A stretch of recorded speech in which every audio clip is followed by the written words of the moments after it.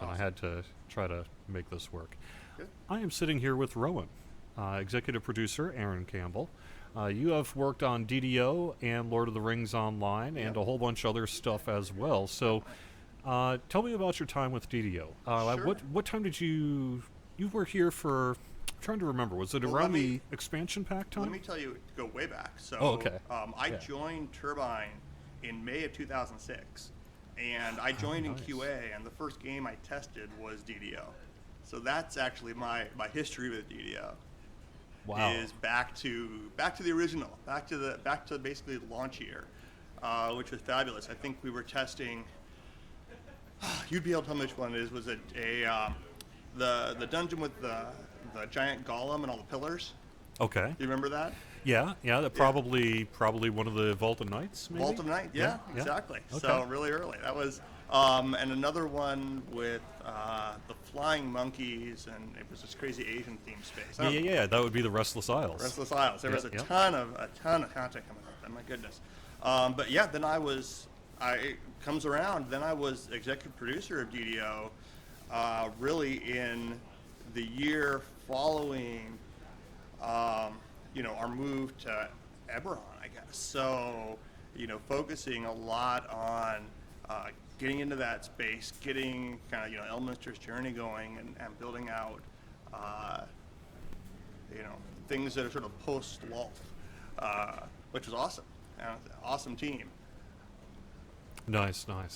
So, it's kind of interesting that I was talking a little bit to Tom Shipley earlier about how some people come in through customer service to work for, as a developer and executive producer and all the rest. Sure, And yeah. that was your experience as well, but through quality assurance. Yep, they're QA. Yeah. So, what does it take to move on from quality assurance? What does it take to be part of quality assurance? Well, okay, so a lot of people enter the industry through QA or customer service, and there are lifelong skills and careers that can be had in Sure, those fields. definitely. But for those who are saying, I want to be an executive producer of a game someday, what kind of Well- things do you need to do when you get that foot in the door? in So order it, to do it that? really helped me that I had a lot of work experience before I came on board, right? And I had a lot of experience working in technical space. But I think the biggest thing in terms of, advancing at a company like this is be willing to jump in and do the work, right? Be willing to jump in and dig into those jobs that people aren't necessarily excited about, and build it up, help the team, and grow things. And for me, a lot of that helped me was going into localization, and helping with Lord of the Rings Online's launch, which came just after, so DDO launched 2006 and Lord of the Rings Online was in 2007.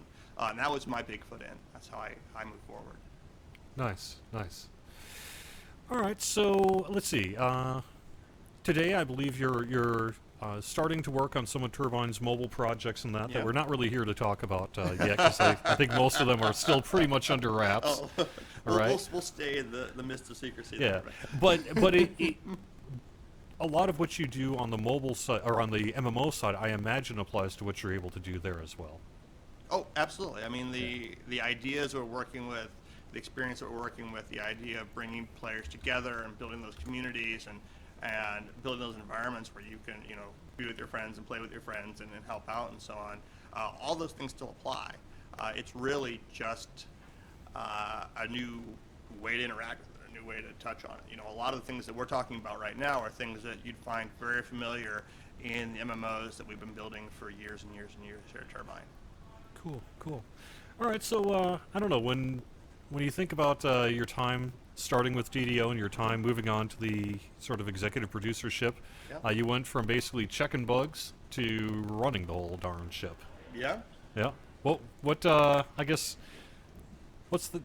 if you were to cap it off as to sort of that arc there, what would you say about it? I'd say, the thing that always strikes me specific to DDO, and I think was really important to me about coming onto that team and working with DDO as a game, really, it jumped out at me when I joined the team, because the first thing the team did is they basically checked my Dungeons and Dragons bona fides. They gave me about a half an hour quiz on Dungeons and Dragons additions, classes, favorite experiences, tabletop experiences, all that kind of thing, because it's authentic, because it's real, because the people that build it know that game world so well and want to be part of that game world so well. And luckily I passed, otherwise I don't know if I would have gotten the job. Yeah, right, absolutely.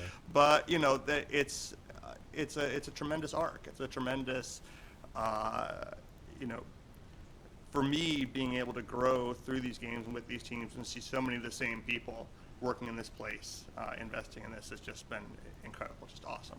And I've been able to do it for 10 years over 2 really major MMOs that are out there. Yeah, absolutely.